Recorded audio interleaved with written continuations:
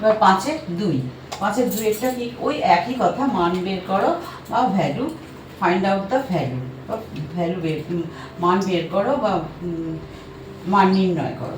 ঠিক আছে, দিয়ে দিয়েছে কি sine square 45 degree minus cot square 45 degree minus sine square 30 degree minus sine square 60 degree.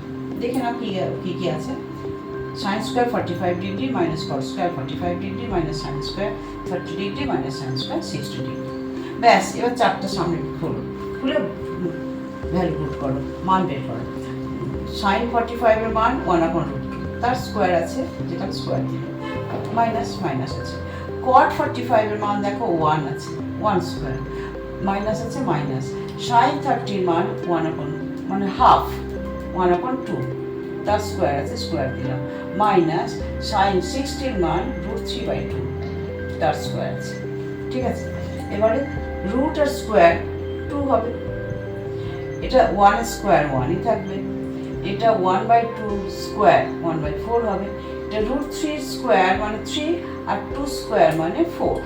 ঠিক আছে, 4 আর 4 এলসিএম করলে লসাগু করলে লসাগু করলে 4 হয়।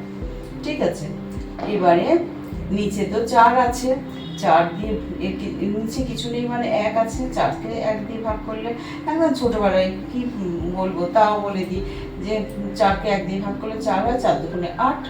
এর নিচে কিছু নেই মানে 1 আছে, 4কে 1 দিয়ে ভাগ করলে 4কে 4, 4 দিয়ে গুণ করলে 4, 4কে 4 দিয়ে ভাগ করলে 1, 1-এ 1, 4কে 4 দিয়ে ভাগ করলে 1, 3-এ 3। ঠিক আছে, এবার দেখো -4 -3 -2, এই তিনটেই মাইনাস আছে, এগুলো যোগ হবে, একই চিহ্ন থাকলে যোগ হয়, এই তিনটেই যোগ হবে। 4 আর 3 এর 7 একে 8 আর প্লাস 8, তাহলে 8 - 8, 8 আর 8 0 হয়, নিচে 4 আছে, তাহলে উপরটা যদি 0 হয়ে যায় তাহলে নিচেটা যাই থাকুক না কারণ যত বড় সংখ্যা থাকুক না কেন আনসারটা কিন্তু 0 হবে, তো আনসারটা 0।